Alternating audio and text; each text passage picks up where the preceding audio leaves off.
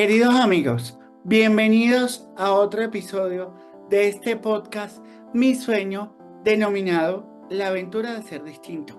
En el día de hoy estoy muy emocionado porque cuento con la presencia de un invitado que para mí es súper especial.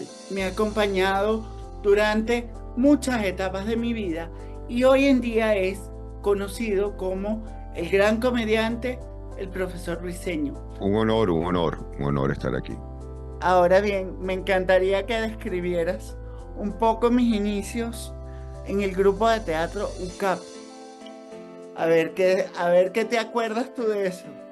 No, bueno, tú entras al grupo de Teatro CAP, pero antes de eso, como tu madre participó como arquitecto en la creación de la Fundación Medatia, en la construcción de la Fundación Medatia, que tiene su sede en Mérida, fuimos conociéndote porque tú venías con tu mamá y fuimos integrándote a las actividades de trabajo teatral que se hacía con niños en la zona.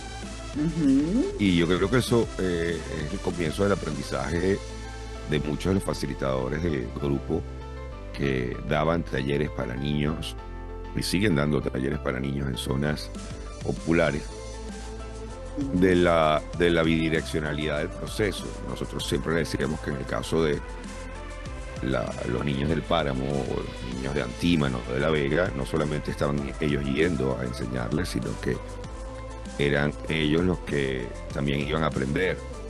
Y en tu caso fuimos aprendiendo un poco, bueno, primero que nada los retos, ¿no? Los retos motrices que tú y otras personas tienen y cómo damos por sentado que estamos haciendo algo al respecto cuando en realidad pues la mayoría de las estructuras no estaban diseñadas para facilitar tu movilidad. Y luego la diferencia de vicios que uno se hace desde afuera a cuando interactúa directamente con una persona con diferencias motrices o de cualquier tipo en cuanto a la capacidad intelectual. Entonces cuando ya tú llegas cuando llegas a la universidad, llegas al grupo de teatro, llegas a estudiar, ya había una cantidad de personas que estaban conscientes de tu proceso.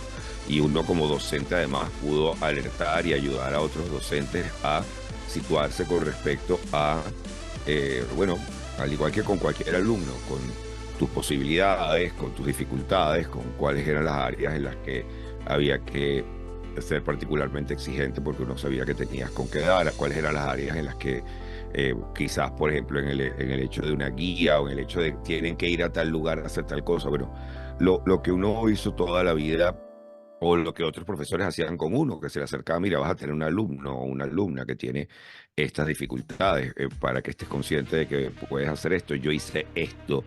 Entonces yo creo que fue una entrada que fue lubricada, que fue facilitada por el hecho de que ya habíamos docentes y habían alumnos que conocían tu caso, tus necesidades y ayudaba rápidamente a superar las preconcepciones que cualquiera hubiera podido tener en tu caso. ¿Tú crees que nosotros como sociedad actualmente y en ese momento que hicimos tanto lo del grupo de teatro como la entrada a la universidad, nos consideramos realmente educados para abrazar lo distinto? Bueno, estamos más educados para abrazar lo distinto que generaciones anteriores. Yo creo que hay que hablar en positivo, ¿no? Obviamente hay enormes retos por delante, pero creo que estamos en un momento en el que hay una mayor conciencia.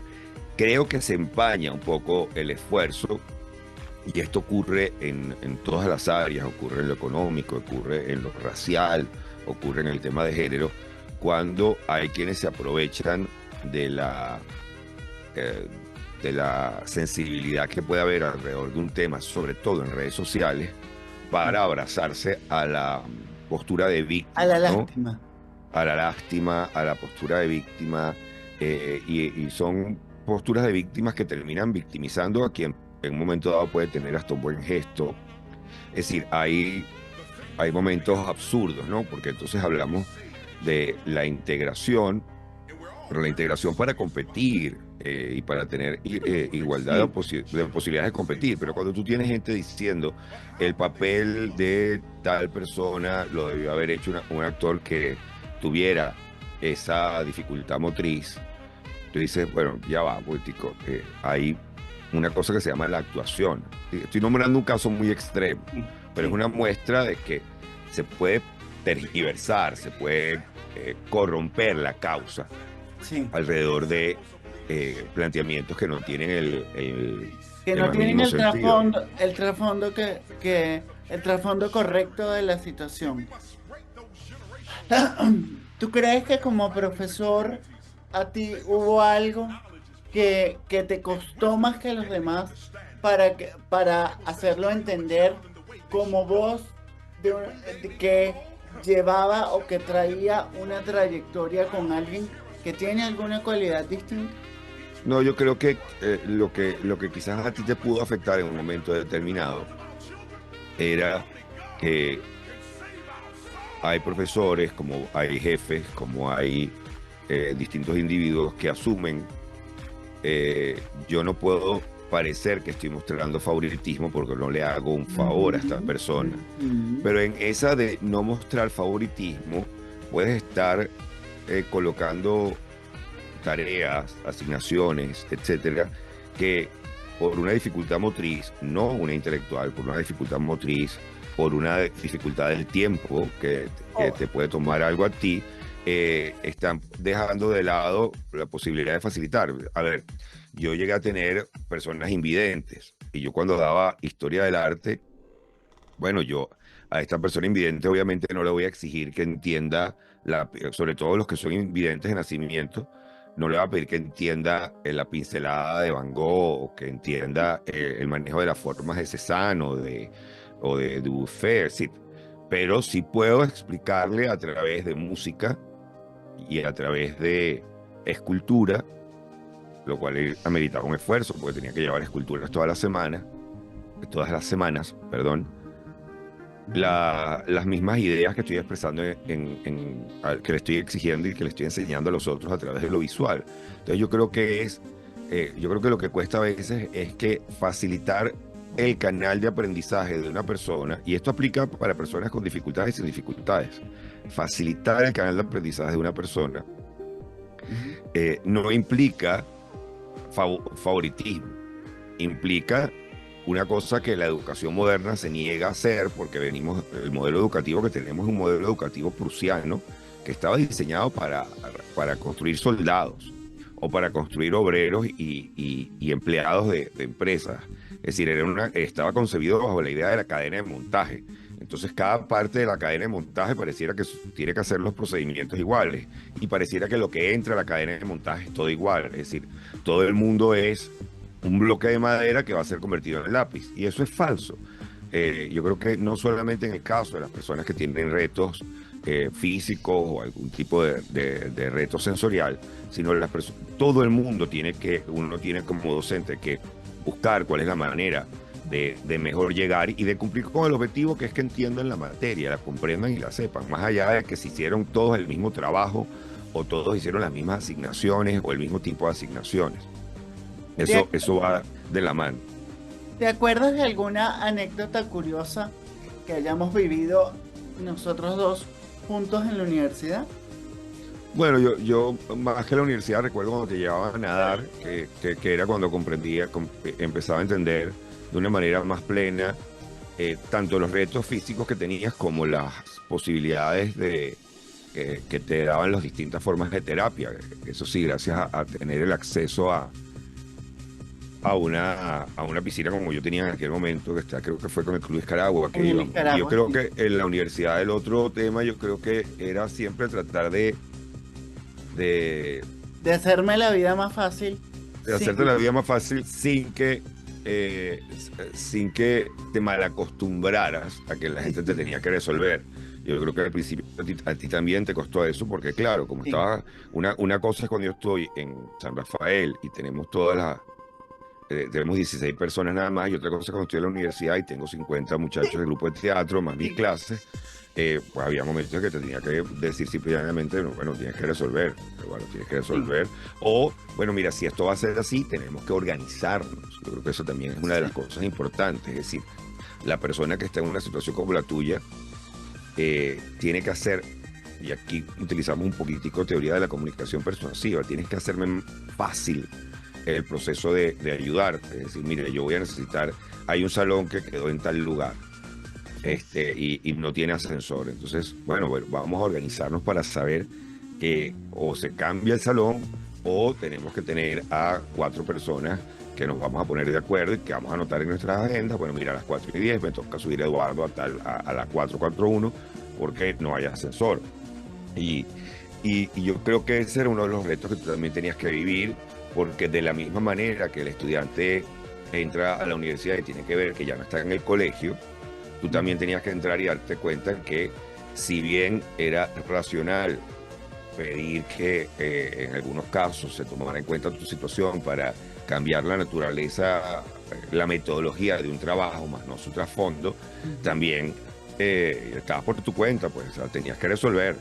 Sí, pero yo también tuve el privilegio, y aquí sí lo tengo que decir, de tener siempre muy cerca, y que cuando yo sentía que no podía, que era muchas veces, sobre todo en los primeros semestres, porque acuérdate que nos encontramos, o yo como alumno me encontré con un reto mayor, que fue luchar con los prejuicios de algunos profesores.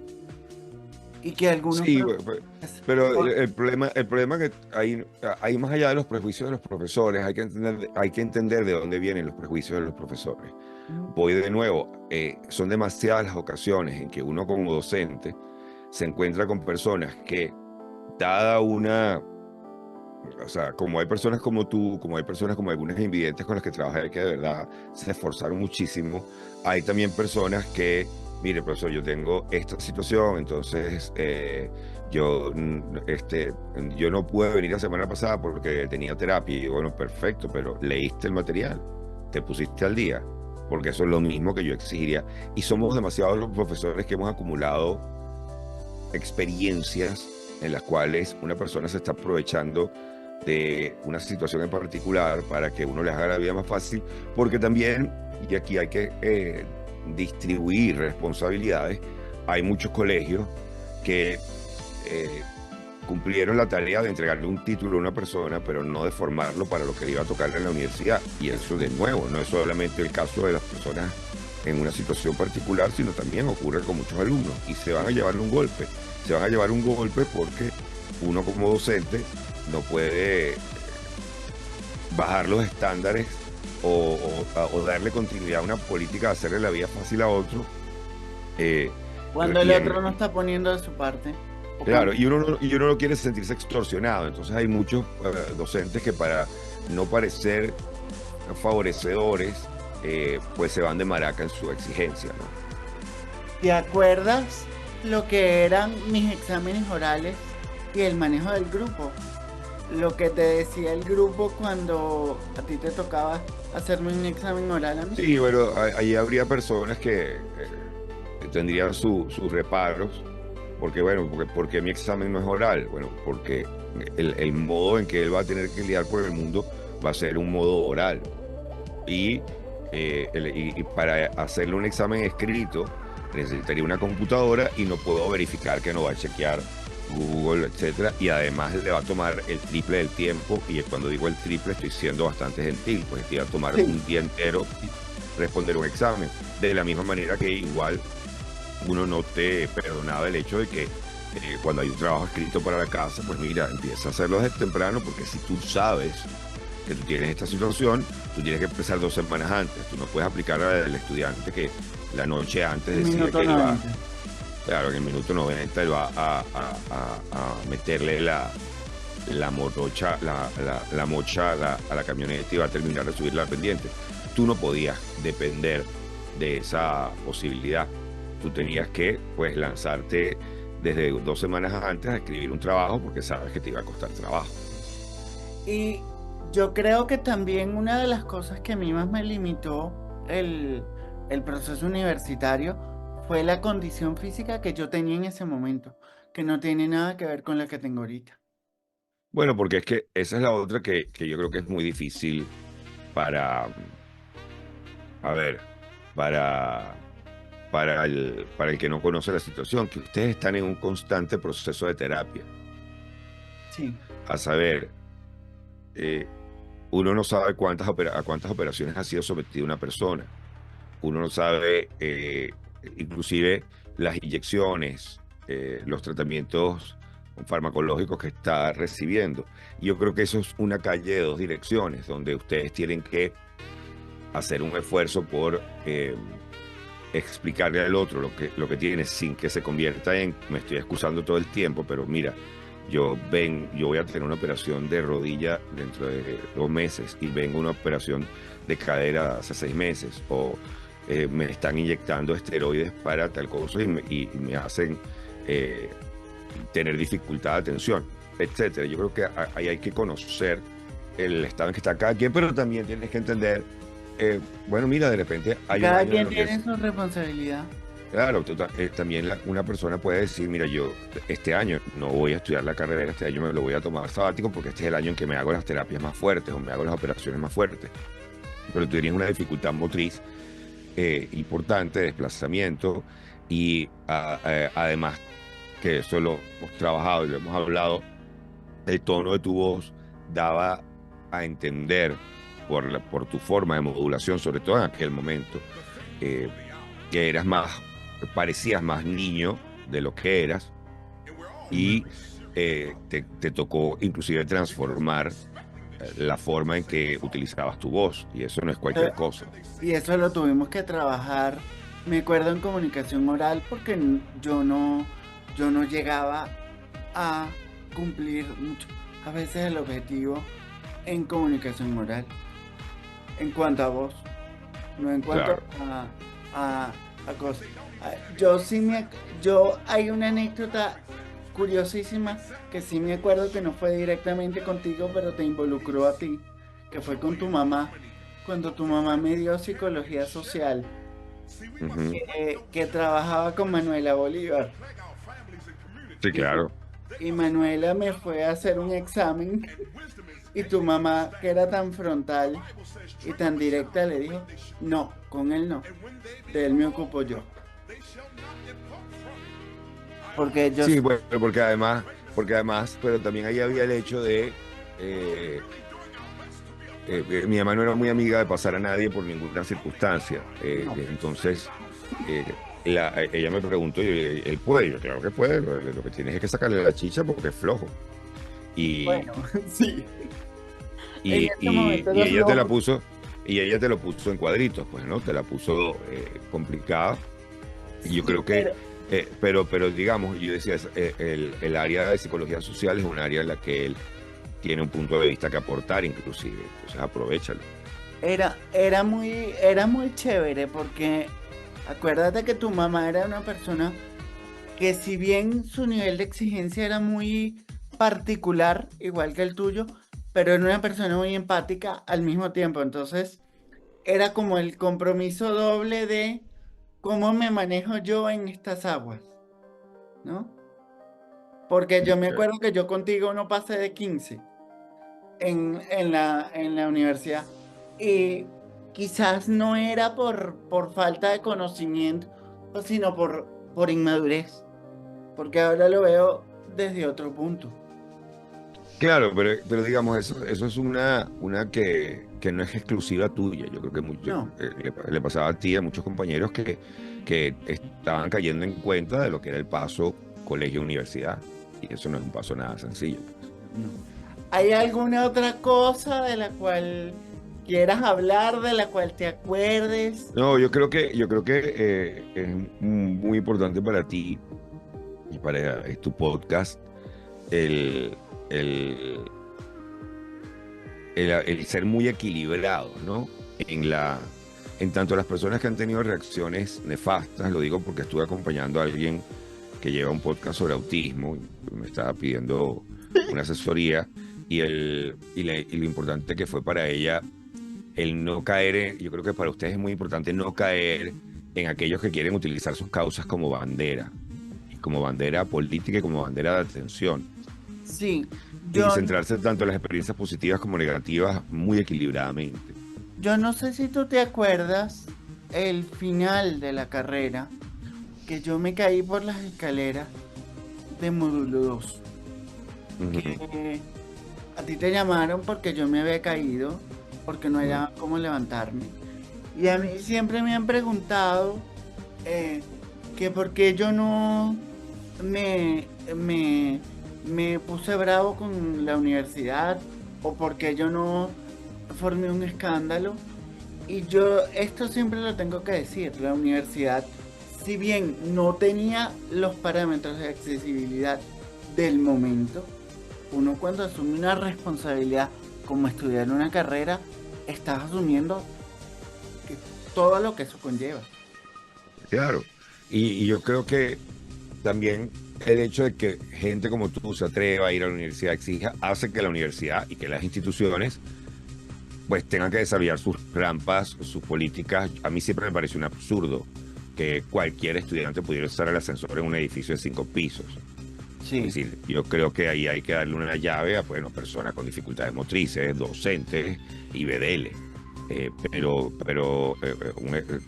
Tendría que ser motivo de vergüenza para un estudiante con 2 piernas funcionales el no poder subir 5 pisos, ¿no? O sea, tú- yo creo que también hay que entender aquí que los costos infraestructurales son mucho mayores de lo que la gente cree, por mucho que hubiera las rampas que había de entrada a las plantas bajas, pues terminaban ocurriendo esos casos como el tuyo, donde había que subir una gente por una escalera. Y antes de ti ocurrió con el profesor Juan Martínez de la Vega, que fue un profesor de comunicación social que andaba en silla de ruedas también.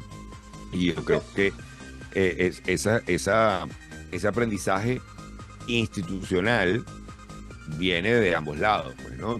De que, bueno, tú no puedes llegar a la universidad y decir, mira, me tienen que poner rampas en todos lados porque resulta que, bueno, que lo que tú pagas en la universidad no paga ni 2 de las 20 rampas que vas a tener que hacer. Y el presupuesto de las universidades es un presupuesto excesivo, pero sí el que ya tú estés preparado a nivel institucional, bueno, pero mira, vamos, tenemos que tener por lo menos 1 o 2 de los edificios de los 5 módulos tienen que ser edificios amigables para una persona que necesite un ascensor, que necesite un baño en el nivel, porque fíjate, el que hizo la Universidad Católica, que iba a pensar que el colocar los baños en los entrepisos, si tú no hubieras tenido el baño del grupo de teatro que quedaba en planta baja, o sea, te has puesto a no, pensar que ingenierísticamente el diseño de los módulos de la UCAP, donde los baños están en el edificio principal, no en el cincuentenario, en el edificio principal, en los entrepisos, es decir, tú vas a una escalera, están baños, vas a otra escalera, hasta el piso, o sea, entre piso y piso, pues probablemente a nivel de ingeniería era perfecto, ¿sabes? Porque los servicios de baños quedaban fuera del módulo principal, eran parte del módulo de la escalera y permitía una tubería vertical que perfectamente no colindaba con ninguna aula ni podía ser reparada sin afectar en ningún momento a la estructura donde se impartían clases. Pero si lo vemos desde tu óptica, es una absoluta locura que los sí, baños queden en entrepisos. sí, porque más de una vez tú como profesor y como amigo tuviste que correr conmigo para un baño, teniendo la facilidad de el baño del grupo teatro. Y no sé si te acuerdas, una de las veces que estábamos paseando por la feria, que para mí fue épico, estábamos en tiempo libre, que tú me enseñaste a mí a desarrollar una técnica para poderse montar en el ascensor cuando el ascensor está full. ¿Tú recuerdas? Sí, Eso. claro. Sí, sí, sí. O sea, es una. Y por eso te digo que es un proceso de educación que es masivo. Y tú tenías estudiantes, lo que tenías que decir con la mirada aquí, que, o sea, te tienes que bajar. Te tienes que bajar porque Sí, no, esto es un absurdo, ¿no? tú sabes. O sea, el hecho de que tú hayas engordado y hayas engordado como has engordado, y además hay gente que uno vio engordar en la universidad, este, tú no ocupas la misma problemática que tiene este muchacho que está montado en una silla que tiene ruedas. Sí, además que desde que yo estoy haciendo lo que estoy haciendo, a lo que me estoy dedicando, para los que no saben, yo hoy en día soy consultor experto en diversidad e inclusión y motivación social. Yo más que nunca ahora me estoy dando cuenta que es un proceso educativo, más allá de poner una barra, porque tú puedes poner la barra donde te dé la gana, pero si no tienes la educación o si no tienes la sensibilidad, ¿de qué te sirve la barra? Sí, lo que pasa es que hay que entender que la sensibilidad es algo que tú no le puedes exigir a la gente. Y por eso tienes que establecer normativas. Pero tú sí puedes, porque tú no la puedes exigir por decreto. Ahora bien, tú sí puedes sensibilizar por medio de la exposición. Y ahí es donde te digo cómo se han tergiversado causas. La forma de resolver cualquier conflicto racial es la convivencia. Es decir, si uno ve algunas de las comunidades mundiales donde hay no solamente distintas etnias, sí, porque no solamente lo racial, sino distintas etnias, razas y religiones. Por ejemplo, en España, donde tienes ciudades donde hay judíos, musulmanes, católicos, etcétera, ¿cómo han resuelto sus diferencias? A partir de la convivencia.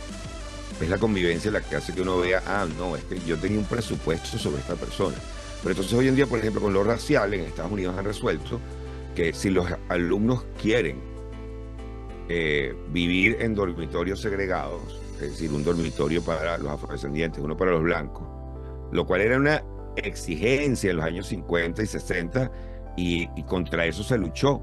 Ahora eso ha vuelto, pero de la mano de los defensores de los afrodescendientes, diciendo, no, porque es importante que estén con alguien cómodo con su cultura. Y yo, sí, pero es que tú no estás yendo ya nada más a educarte a ti, tú estás yendo a educar a otro.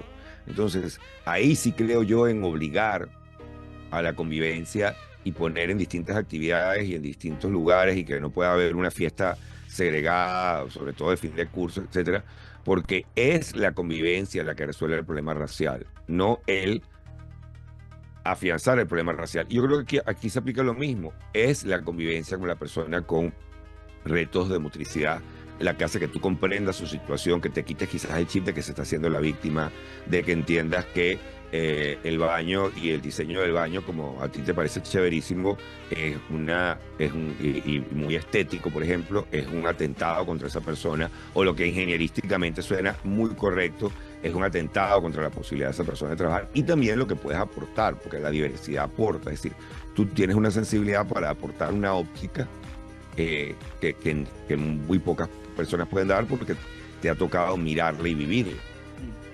Sí, y no solo mirarla y vivirla, sino mirarla y vivirla no desde la tragedia, sino desde la normalidad o de la regularidad que la vida te exige, ¿no? Exacto, exacto. O que la diferencia te exige, porque realmente yo no gano nada diciendo yo soy distinto, pero no hago nada por mí.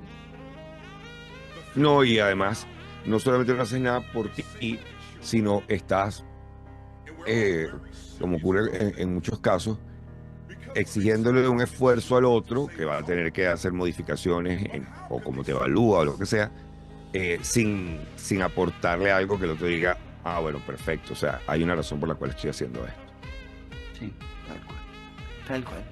Bueno, José, un placer haber hablado contigo en el día de hoy. Me encantó hablar contigo en el día de hoy.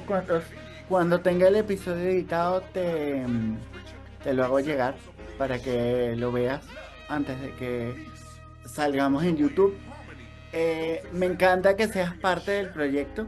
Ya te llamaré en otra ocasión para que participes junto con Ramón Chávez, a quien voy a sentar también en este podcast